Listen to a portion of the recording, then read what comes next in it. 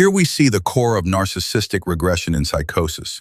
It does not end. Even after awakening, the libido is not directed toward the external world. It remains locked inside, on the ego, on phantasmatic structures. Scenarios, bodies, voices, thoughts, all happen internally, but are perceived as external. This is a total mixing of registers.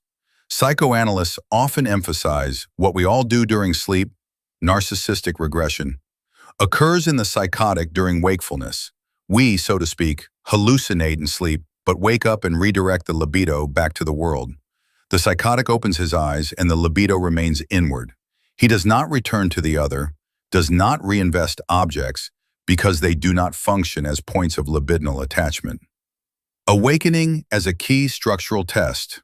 Awakening is the point at which structure is tested. For the neurotic, it marks the return to the symbolic order. It is the junction between the internal world and the social, between fantasy and reality. Even if the dream was terrifying, awakening signifies the end of nightly narcissistic regression. The subject can say, "Now I am back in reality." For the psychotic, this is not the case. In open psychosis, awakening may only intensify anxiety. The world does not seem familiar. The body feels alien. Sounds seem addressed only to him. In latent psychosis, awakening may trigger derealization, a sense of non-existence, a loss of meaning. It is a moment where instead of returning to the ego, the subject faces the fact that the ego has disintegrated or was never assembled. Awakening does not stabilize but dissolves, libido and the fate of the object in psychosis. At the root of psychotic regression lies a radical problem with the object. In the neurotic, the object is repressed, returns in dreams, is symbolized and processed. In the psychotic, the object either does not emerge, is not signified, or breaks through in the form of the real.